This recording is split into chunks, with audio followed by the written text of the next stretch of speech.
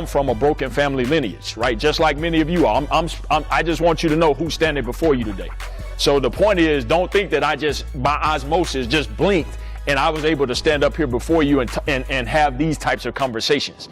There was a process that I had to go through in order to be able to get here today. And I want to talk to you about that because it's important that you understand that every barrier that you can possibly imagine will come up against you while you're trying to go through this program. In fact, some of you have barriers right now. When you leave here tonight, you may not have food in your refrigerator. It's real talk. You may not have had a meal today. Real talk.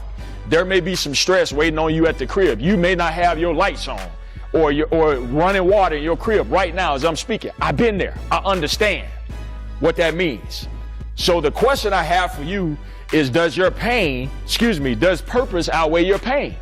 Like, do you want it bad enough that you're willing to say, in spite of the odds that are stacked up against me, I refuse to quit.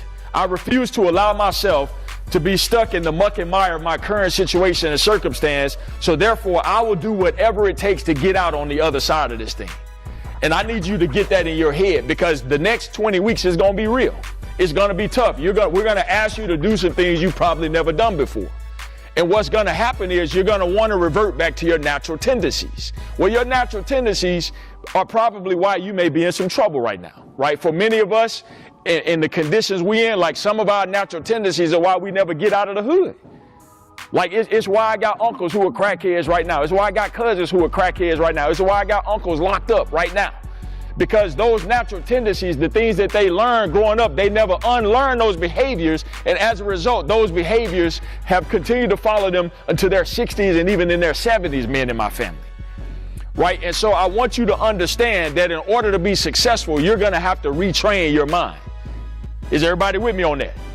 I'm telling you right now tonight, in order to be successful, you will have to retrain your mind.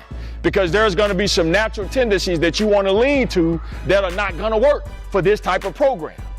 Like, Jana can't go to FedEx whenever she wants to.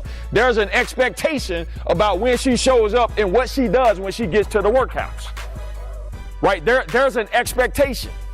And so in order for you to be successful long term, you have to understand that what I learned in the streets does not always translate to what I have to do in the day-to-day real world in order to actually be successful long term.